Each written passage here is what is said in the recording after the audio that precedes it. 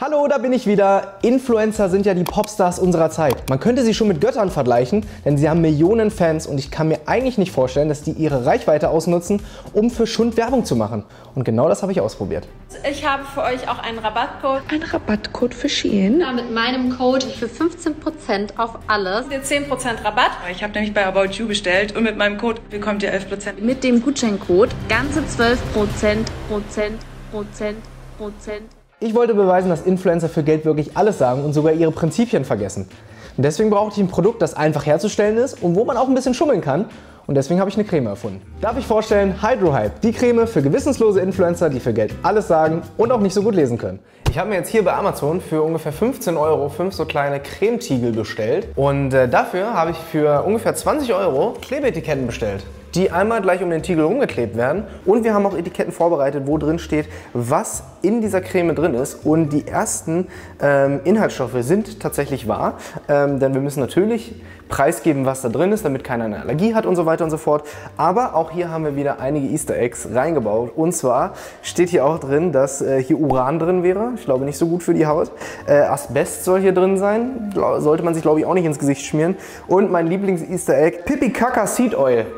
Das sollte auch in keiner veganen Creme fehlen. Ich sehe natürlich schon wieder alle in die Kommentare schreiben, Hilfe, pack doch da kein Uran rein.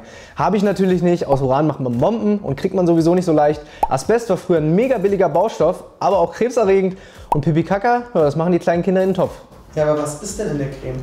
Nichts Schlimmes. Es ist bio, vegan und Leute machen sich das normalerweise auf den Körper. Aber der Rest ist Betriebsgeheimnis. Wir haben jetzt hier eine Website vorbereitet, die es wirklich in sich hat. Im Internet gibt es Photoshop-Dateien, die man sich einfach runterladen kann, wo einfach Produkte drauf abgebildet sind, schön dekoriert mit Blumen und tollem Hintergrund und schon einen geilen Filter drauf. Und da kann man einfach seinen Namen, sein Logo, alles einsetzen. Und dann sieht es so aus, als hättest du 10 Produkte auf dem Markt, die gar nicht existieren. Das fängt an mit Augenpflege, Deo, Lippenpflege, Nagelpflege, Duschmus, Porenserum und natürlich unsere tolle Skincare, die die Influencer bewerben sollen. Und dieses Foto, das haben wir uns mal runtergeladen. So sieht es aus und haben da einfach mal unser Etikett drauf geklatscht. Das gleiche haben wir auch gemacht mit sogenannten Stockfotos. Das heißt, wir haben dieses Foto einfach aus dem Internet gezogen von einer Frau mit so einer ähnlichen Creme und haben da auch unser Logo drauf gemacht. Die Homepage war ein Klacks, aber da musste ich natürlich noch für Internetpräsenz sorgen und die Influencer da abholen, wo sie sind. Und das heißt, ein Instagram-Profil hochziehen. Und das durfte natürlich nicht 3 Tage alt sein, damit es nicht unauthentisch ist.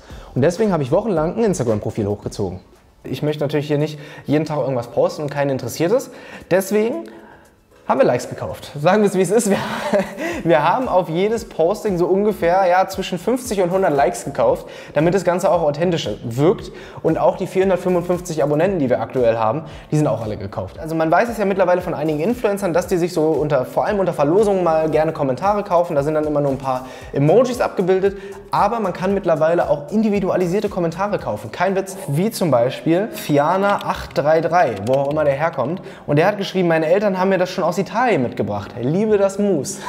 Elis Kehlen kommt, glaube ich, irgendwo aus Südostasien und schreibt, endlich auch in Deutschland, Herz. Nirwan 571 aus Vietnam schreibt, letztens im LPG-Biomarkt gefunden und direkt mal ausprobiert. Das sind Testimonials, die sich jede Marke wünscht. Die Hydrohype-Community ist super, vor allem in Südostasien. Ich glaube, da habe ich den Markt schon erobert. So, wir brauchen natürlich auch Content für Instagram. Das heißt, ich mache hier jetzt fleißig Stories von einem Biomarkt und die werden dann später über Fake-Accounts gepostet und von Hydrohype einfach repostet, damit es so ein bisschen aussieht, als ob es schon Kunden gibt, die unsere tolle Creme hier in den Biomärkten kaufen. Ja, fertig und jetzt haben wir ein paar Stories und ganz viele neue Kunden für Hydrohype. Nachdem ich vor ein paar Tagen die Stories von Hydrohype vor den Biomärkten gepostet habe, haben diese Biomärkte sogar teilweise reagiert. Dens Biomarkt zum Beispiel hat unseren Beitrag geliked und Alnatura hat sogar noch einen draufgesetzt, denn die haben uns Sternaugen zurückgeschickt. Entweder hat die Social Media Abteilung gar keine Ahnung, was bei denen im Laden so abgeht, oder sie freuen sich einfach sehr, dass Hydrohype dort im Regal steht. Mega gut. Die Biomärkte freuen sich schon auf mein Produkt. Ich sehe schon meinen eigenen Hydrohype-Stand auf der nächsten Glow. Aber Step by Step, jetzt brauchte ich erstmal eine Influencerin, die für Hydrohype Werbung macht, damit die wir anfragen, nicht die Ersten sein müssen. Ich habe euch doch vor circa einem Monat gesagt, dass ich eine neue Creme zugeschickt bekommen habe. Das ist die Marke Hydrohype. Die ist so gut, Leute. Ich kann euch nur weiterempfehlen. Ganz ehrlich, danke an Mini Cooter, dass sie da mitgemacht hat, weil da war Hydrohype noch nicht die super Marke, die sie heute ist. Aber als nächsten Schritt brauchte ich dann noch eine PR-Firma, die mich vertritt. Und die habe ich dann auch erfunden. Mit Website, Mail-Account, Instagram-Account und einer Prepaid-Nummer, um die Influencer anzufragen. Willkommen auf der Website von Corcovado Promotions, der Eventagentur, der man alles anvertrauen sollte. Im Hintergrund sind sogar Leute, die im Kino Spaß haben. Wenn das kein Vertrauen weckt, dann weiß ich auch nicht. Und sogar international aktiv. United States of America, Korea, Germany, Austria, Switzerland, überall sind wir vertreten. Und man sieht sogar die ganzen alten Projekte, die wir angeblich schon gemacht haben. Ganz unten findet man dann sogar einige Kundenbewertungen, denn diese Agentur ist dafür zuständig, im Nachhinein die Influencer anzufragen, weil das macht natürlich nicht Hydrohype selbst. Hier geht es darum, dass wir gerne Instagram-Stories buchen wollen würden bei den Influencern. Für die Kalkulation ist es wichtig zu wissen, wie hoch eure Gage für eine Instagram-Story ist. Und da bin ich jetzt mal gespannt, mit was für Preisen die um die Ecke kommen, ob mir dann die Ohren schlackern oder ob wir einfach mal 2, 3 Influencer buchen, um unsere tolle Creme an den Mann zu bringen. Um auch auf Nummer sicher zu gehen, dass unsere Influencerin wirklich 1:1 das sagt, was ich ihr vorgebe, habe ich ein Produktbriefing erstellt. Und zwar in Form einer PowerPoint-Präsentation. Einerseits will ich dafür sorgen, dass die Influencerin, aber vor allem ihr Management, denkt, dass es sich hierbei um eine wirkliche Kampagne mit einem echten Produkt handelt. Und andererseits wirkt so ein aufwendiges Briefing einfach wesentlich professioneller. Auf der letzten Seite des Briefings habe ich nochmal einen draufgesetzt und habe ein komplettes Konzept erarbeitet, wie die Influencer denn das Produkt bewerben sollen. Denn sie sollen nicht nur die Anwendung des Produkts zeigen, sondern auch den Anti-Aging-Effekt. Und wie kann man das am besten beweisen? Sie sollen ein Foto vor der Anwendung und nach der Anwendung machen, um zu beweisen, dass diese Creme auch wirklich Wunder wirkt. Der Weg war also geebnet, die Firma hat den Markt erobert, die PR-Firma war bereit und jetzt mussten wir nur noch die Produkte abfüllen. Das heißt, jetzt wird das Betriebsgeheimnis gelüftet. Die Hoffnung ist natürlich, dass die Influencer dafür, dass sie dann Geld bekommen für diese Kampagne, sagen, dass der Vorher-Nachher-Effekt dieser Creme wunderbar ist, dass das super funktioniert. Kann es aber nicht, denn wir füllen hier keine Anti-Aging-Creme rein, sondern dieses Gleitgel in Naturoptik, also das ist Kunstsperma. Ich habe jetzt die erste Antwort von einer Influencerin bekommen, die wir für Hydrohype angefragt haben. Allerdings schreibt sie jetzt, dass sie das Produkt gerne vorher testen möchte. Heißt, ich soll ihr das Produkt vorher zuschicken, um dann zu entscheiden, ob sie dafür wirbt oder nicht. Aber ich probiere es auf jeden Fall mal aus und schicke ihr unsere Creme mal zu. Ich habe allen Influencern von vornherein immer ein faires Angebot gemacht, in der Hoffnung, dass sie direkt nur aufs Geld schauen und gar nicht gucken, für was für Murks sie im Endeffekt werben. Aber mit so einer einfachen Frage, ob sie das Produkt vorher testen kann, hat sie mich gekriegt. Aber ich habe das Produkt trotzdem hingeschickt, in der Hoffnung, dass es den Test besteht. Und? Bestanden? Leider nicht. Ich habe für die Kampagne einen Korb bekommen, aber eigentlich sollte es ja auch genauso sein, dass man die Produkte halt vorher sich anschaut, bevor man dafür Werbung macht. Aber das Gute ist, wir haben zeitgleich die Antwort von einem anderen Management bekommen, von einer Influencerin, die sich vorstellen kann, für Hydrohype zu werben. Aber auch sie möchte das Produkt vorher testen. Das heißt, irgendwie gehen gerade alle auf Nummer sicher, um sich nicht reinlegen zu lassen. Aber wir versuchen trotzdem unser Glück und schicken das Paket nach Dubai.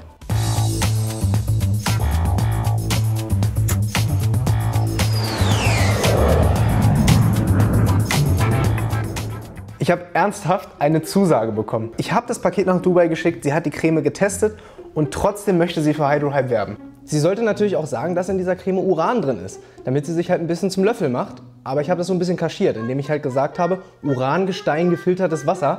Uran ist ein bisschen schwierig, denn bei Atomwaffen A bis Z.de steht, dass man für eine Uranbombe nur etwas Sprengstoff und 2 Blöcke Uran braucht, um eine Bombe herzustellen. Deswegen habe ich so ein bisschen seriöses Zeug darum rumgeschrieben, damit es halt nicht auffällt. Die hat das wirklich gepostet. Hat das wirklich gepostet?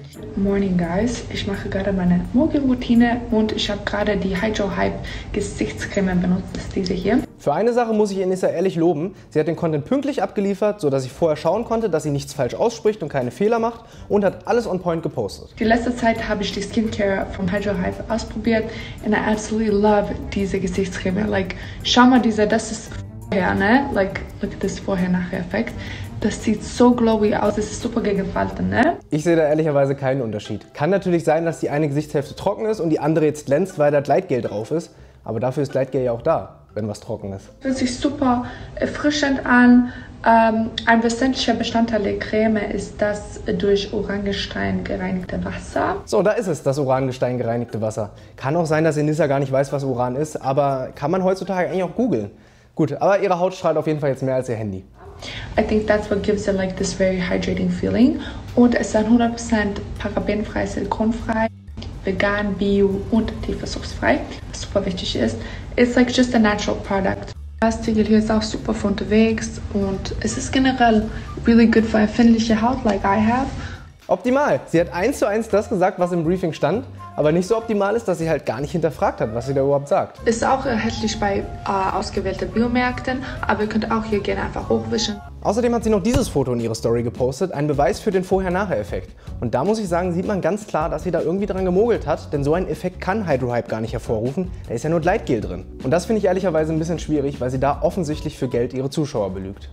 Gestern ist die Story von Enissa Bukvic online gegangen und daraufhin ist einiges passiert. Zum Beispiel folgt mir jetzt die Schwester von Sami Slimani. Ich zeige euch jetzt auch mal die Textur, die ist mega leicht.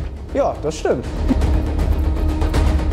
Und es wäre eigentlich mal ein cooler Coup, ihn ranzubekommen. Und am Ende wollte der Manager noch mit mir telefonieren. Und so ein Telefonat, das hatte ich noch nie in meinem Leben. Leute, das war der erste Teil von Hydrohype und den nächsten, den könnt ihr schon vorab sehen, nämlich immer donnerstags und samstags auf Join. Da gibt es nämlich eine neue Sendung. Achtung Aaron, von Aaron. Ich darf auch dabei sein und dort seht ihr schon den nächsten Teil. Link in der Videobeschreibung.